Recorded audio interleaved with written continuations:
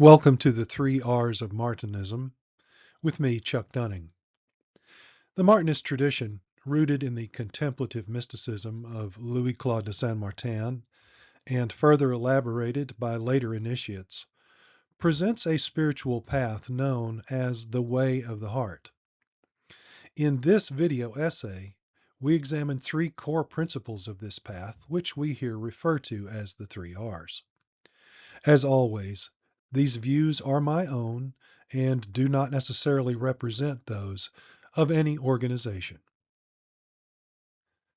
The way of the heart is not a set of dogmas or rituals, but a lived interior journey that seeks to restore the human soul to its original divine dignity.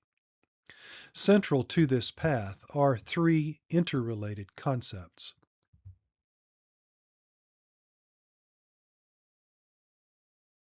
Reconciliation,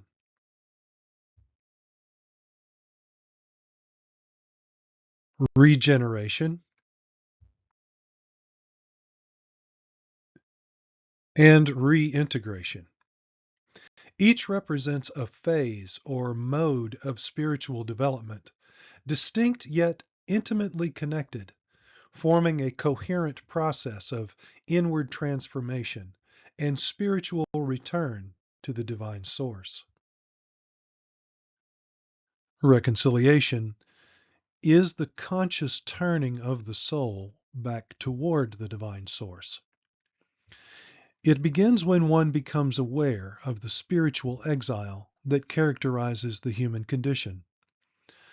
An exile resulting from the fall or the separation of the human soul from awareness of and cooperation with divine order. Reconciliation is not merely a passive waiting for grace or a simple intellectual acknowledgement of God. It is an active, volitional movement of the heart that arises from humility, reverence, and love. It is the inner act of saying yes to the divine presence and opening oneself to truth, even when that truth may reveal one's own illusions and faults, which Saint-Martin refers to as errors. Saint-Martin insisted that the work of return begins with the human being. Before the great name can teach us everything, we must, by our own efforts, faith, and perseverance, begin by approaching this great name, which, though it acts and speaks incessantly, is nevertheless neither perceived nor heard by the beastly creature which encloses us. End quote. And that's from Theosophic Correspondence. This first step is reconciliation. It entails repentance, not only in the sense of remorse, but also as a joyful reorientation of one's life and desires toward the divine light. It is an act of inner sincerity and vulnerability, a recognition of and surrender to the heart's longing for its true home. Once reconciliation has begun, the process of regeneration also starts to unfold. This is the phase of spiritual transformation in which the inner faculties, the will, intellect, and heart, are gradually purified and elevated. In alchemical terms, the first stage is breaking down and cooking of the old person to a reduced and raw state. Then the impurities are washed from the soul's essential elements, so they can be recombined into a more harmonious form, the new person. Regeneration is the fruit of the soul's cooperation with divine grace. It is not instantaneous, but rather the outcome of sustained inner labor, prayer, contemplation, compassion, and refinement in virtue. Saint Martin frequently spoke of the desire to attain le nouvel homme, or the new man, which is an inner transformation facilitated by the action of divine grace. This desire also urges action by those who seek to become a new person. Without such desire and action, regeneration does not happen. Quote, "Beware, O man, from praying the coward's prayer and wanting to obtain everything without work. What other prayer is there than action, the prayer that attracts action and unites with action?" End quote. And that's from A Man of Desire.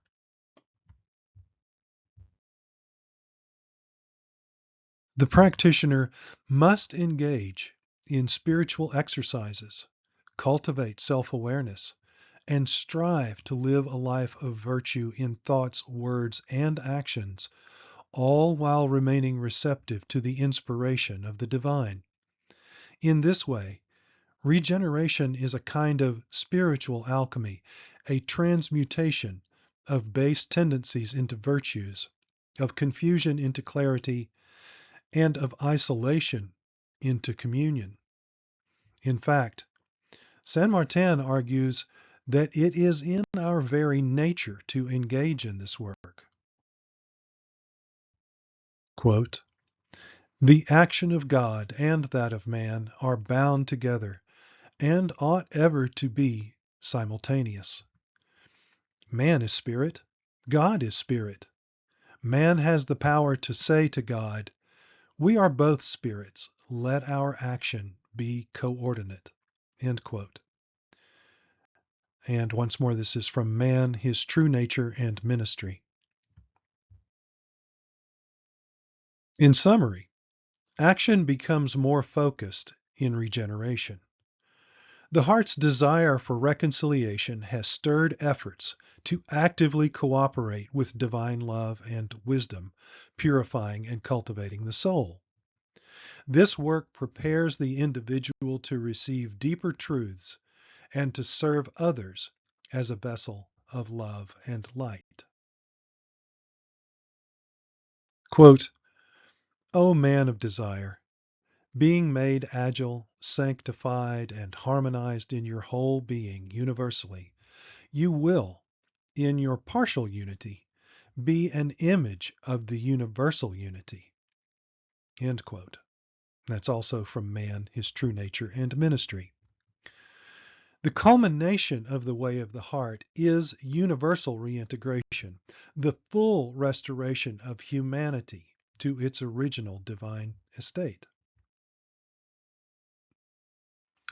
But this requires individuals to nurture the process in their own lives. It is a conscious, awakened participation in divine harmony. Reintegration means living from the center, the inner temple, in alignment with the divine image and likeness within.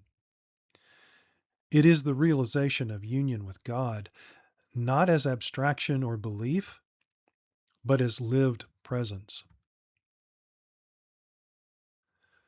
The more reintegrated the human soul is with its divine source, the more it lives not for self, but as a conscious agent of the divine will in the world. Reintegrated individuals become silent initiators, living symbols and bearers of peace. Their actions no longer originate from selfishness, narcissism, or physiological drives, but from the center of divine love within. Here, action takes on its most subtle and luminous form. It is a radiant presence in which the action of being is integrated with receptivity to the divine. Such a person influences others not through persuasion or force, but through the quiet transmission of spiritual vitality. Saint Martin referred to such a person as a spirit man who has a ministry to perform for the entire cosmos. Quote, I fear not to affirm that this glorious Sabbath, which the spirit man is commissioned to bring to the earth, is to help it celebrate the praises of the eternal principle. This is the real term to which all things in nature tend, that they may again become harmonious voices, capable of singing, each after its kind, the canticles of sovereign wisdom. End quote. And again, that's from Man, His True Nature, and Ministry. Though these three phases may seem sequential, they often unfold cyclically and concurrently. Reconciliation may deepen through regeneration, and glimpses of reintegration can inspire further devotion, insight, and transformation. Each moment on the path can carry traces of all three phases because they are aspects of a single unfolding mystery. Here we welcome San Martin to conclude with words very relevant to the way of the heart. Quote, the final intent of the mystery of divine and spiritual things, which is connected with that of our own being, is to move us and excite in us sentiments of admiration, tenderness, love, and gratitude. This mystery of divine and spiritual things ought then to be allowed to penetrate to the very ground of our being. End quote. And that too was from Man, His True Nature, and Ministry. Thank you for joining me in this reflection on the 3 R's in Martinism. May peace, may joy, and may love flow in our hearts, through our hands, and from our lips. Caritas.